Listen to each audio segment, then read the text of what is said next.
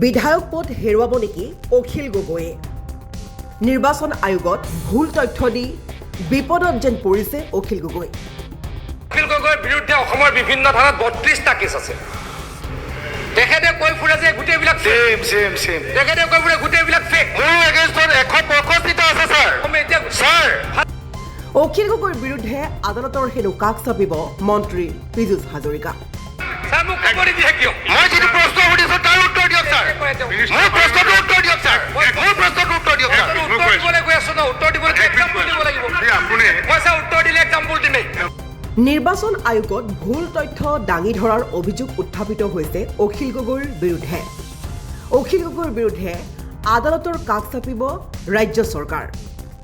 অখিল গগৈৰ বিৰুদ্ধে বিধানসভাত সৰব হৈছে মন্ত্ৰী পীযুষ হাজৰিকা। চাই লওক এই দৃশ্য। অখিল গগৈৰ বিৰুদ্ধে অসমৰ বিভিন্ন থানাত 32টা কেছ আছে। তেখেতে কৈ ফুৰে যে গোটেইবিলাক সেম তেখেতে কৈ ফুৰে গোটেইবিলাক ফেক। মোৰ এগেইনষ্টত 165টা আছে ছাৰ। ভালে গোটেই অসমত মোৰ এগেইনষ্টত 32টা নহয়, হয়। 165টা আছে এটা fake। আৰু 50টা মান এতিয়ালৈকে মই একো জেল পাই গলো। সেইটোৱে কৈছো, বৰ্তমান 50টা মানৰ এতিয়ালৈকে একো জেল পাই। অভিযোগ অনুসৰি মিছা কথা কৈ বিধানসভাত হেনো ধৰা পৰিল অখিল গগৈ।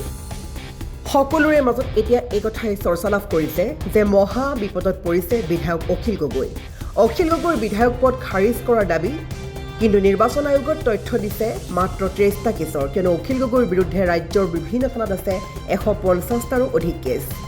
এইদৰে নিৰ্বাচন আয়োগত ভুল তথ্য দাঙি ধৰিয়ে বিপদত পৰিছে নেকি অখিল গগৈ? অখিলৰ বিৰুদ্ধে বিস্ফোৰক তথ্য ফাদিল কৰি ঘোষণা কৰিছে মন্ত্ৰী পীযুষ হাজৰিকাই। অখিল গগৈৰ বিৰুদ্ধে অসমৰ বিভিন্ন থানাত 32টা কেছ আছে। তেখেতে কৈ ফুৰে যে গোটেইবিলাক সেম তেখেতে কৈ ফুৰে গোটেইবিলাক ফেক। মোৰ এগেইনষ্টত 165টা আছে ছাৰ। ভালে গোটেই অসমত মোৰ এগেইনষ্টত 32টা নহয়, হয়। 165টা আছে এটা fake। আৰু 50টা মান এতিয়ালৈকে মই একো।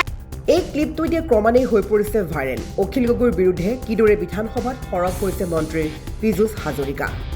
অখিল গগৈৰ বিৰুদ্ধে যিহেতু আদালতৰ কাষ চাপিবলৈ গৈ আছে ৰাজ্য চৰকাৰ, তাৰ মাজত এতিয়া সকলোৰে মাজত প্ৰশ্ন যে বিপদত পৰিব নেকি অখিল গগৈ? অখিল গগৈৰ বিৰুদ্ধে বিস্ফোৰক তথ্য ফাদিল কৰি মন্ত্ৰী পীযুষ হাজৰিকা সৰব হৈ পৰিছে।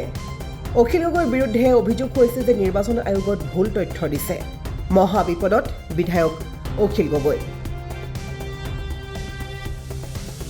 মিছা কথা কৈ বিধানসভাত ধৰা পৰিল অখিল গগৈ। এইদৰে এতিয়া চৰ্চা লাভ কৰিছে সৰ্বত্ৰে। মন্ত্ৰী পীযুষ হাজৰিকা সৰব হৈছে, আনফালে সৰব হৈছে অখিল গগৈ। চাওক তেওঁলোকৰ মাজৰ বাৰ্তালাপ। অখিল গগৈৰ বিৰুদ্ধে অসমৰ বিভিন্ন থানাত 32টা কেছ আছে।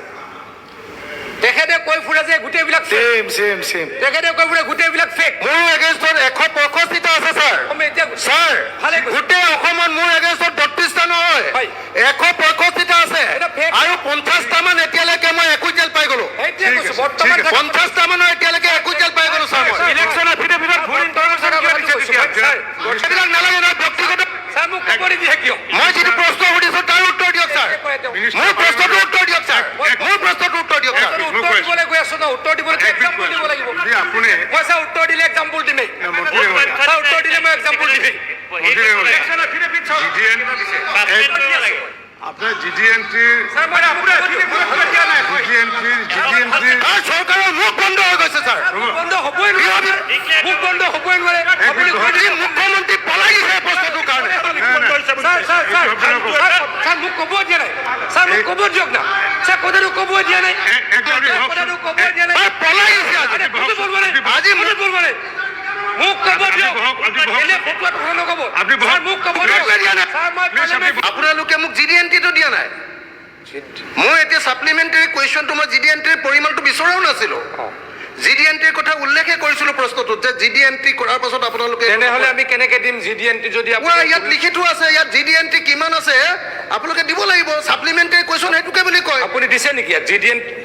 ছাপ্লিমেণ্টাৰী কুৱেশ্যন তাকে কয় অধ্যক্ষ ডাঙৰীয়া, যে যিটো প্ৰশ্ন ইয়াত দিয়া নাই আপোনালোকে এইটো সাজু হৈ আহিব লাগিব। সাজু হৈ নাহে। মই ইয়াত ডাইৰেক্ট সুধিছিলোঁ এইটো ছাৰ মোৰ প্ৰশ্নটো সুধিলোঁ। অসমৰ এটা ছাৰ মোৰ প্ৰশ্নটো মই যি বুলি প্ৰশ্নটো কৰিছিলোঁ, চলিত 2026 চৰকাৰে অসমত অপৰাধৰ হাৰ 28% হ্ৰাস পাইছে বুলি চৰকাৰী দাবী কৰিছে।